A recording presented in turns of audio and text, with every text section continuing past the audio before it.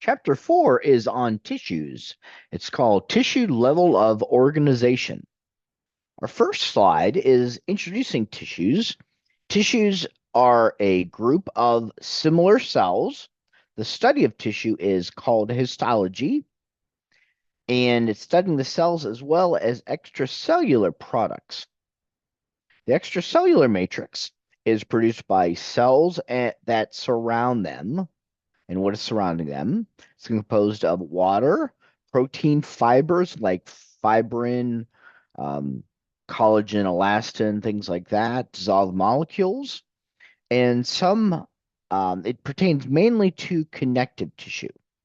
But the four main tissues in the body are epithelium, connective, muscle, and nervous tissue. So in this chapter, we will be uh, looking at each of these four tissues more in depth. So our first slide is going to be on epithelial tissue. And epithelial tissue is what lines every body surface and all of the body cavities. So for example, we see that in the skin is a type of epithelium that we'll talk about soon. Organs are lined on the outside and the inside by epithelial tissue. But in addition to this, glands are also derived from epithelial tissue. And these would be things like endocrine glands and exocrine glands. So epithelium is composed of one or more layers, and that's one way in which we name epithelium. It's important for you to remember that it has no extracellular matrix.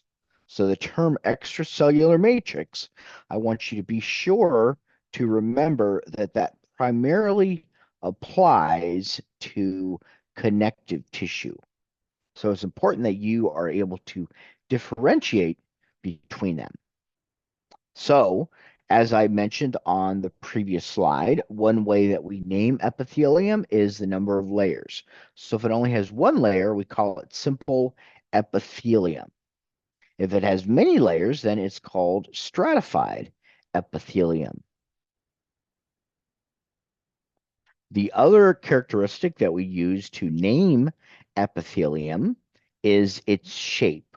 If it looks like it's squashed or kind of like a tile, we call it squamous. So it's flat or wide and somewhat irregular in shape. When we look at it from the side, it really literally does look like a tile. So it would line things like blood vessels. If it's shaped like a square or a cube, we're going to call it cuboidal. And also, in this case, the nucleus is centrally located, so it looks like it almost takes up the entire cell. And that's one important way to identify the type of cell is the shape of the nucleus. In the columnar cells, they are taller than they are wide. They almost look like pillars. And so a lot of this chapter will be identifying the different types of tissue because after all, this is anatomy. But there's a little bit you need to know about where they're located at as well. Another type of epithelium is called transitional epithelium. And in transitional epithelium, it's found in parts of the body where there is stretch that occurs. So specifically in the urinary system, the urinary bladder has transitional epithelium.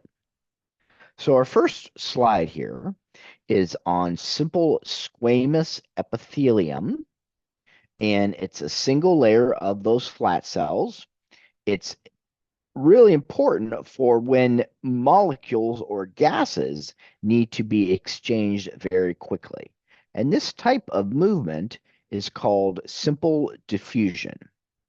So when we breathe in air, it eventually gets to these small little air sacs, which are called alveoli. So, for example, this branch right here, or this area where I am writing in alveoli, would be one example of an alveolus. Alveoli is plural. So this would be another alveolus up here. This would be another alveolus. where we see several alveoli that lead to a larger space, that is what's called an alveolar duct.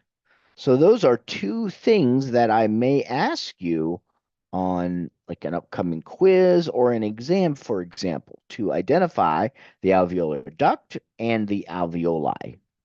This region right here where you see one nucleus represents one single cell. So if I were to draw a line around that nucleus, that would be one cell. This would also be another cell. So that's an example of a simple squamous epithelial cell. Other places that we find simple squamous epithelium, in addition to the alveoli, is lining blood vessels, lining lymphatic vessels, and it's also called endothelium. So that's our first type of simple epithelium, and there's going to be actually four of them. This one is simple cuboidal epithelium. So again, it's a single layer of cells. It's important for absorption and secretion.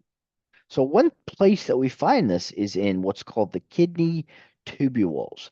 This is actually the lumen of the kidney tubules. The word lumen just means it's the opening where the blood would be flowing or fluid would be flowing. That's what the word lumen means. So these are the simple cuboidal epithelial cells. We see another example of them down here on the lower right hand.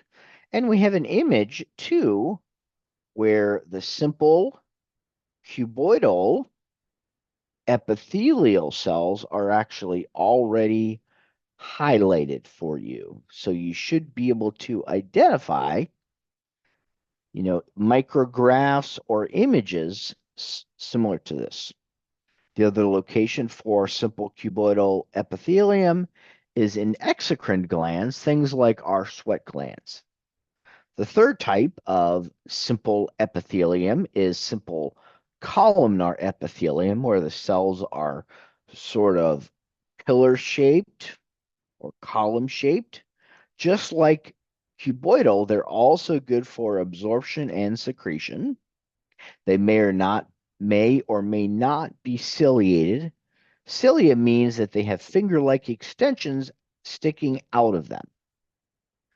But cilia their job is to kind of sweep particles across the surface.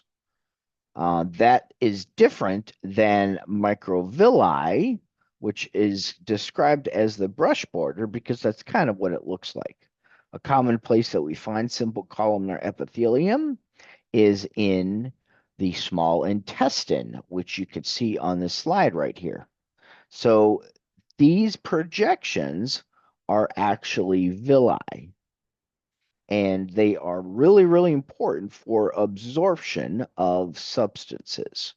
So as you can see, the shape of this cell is column shaped and pillar shaped. So that is showing the microvilli.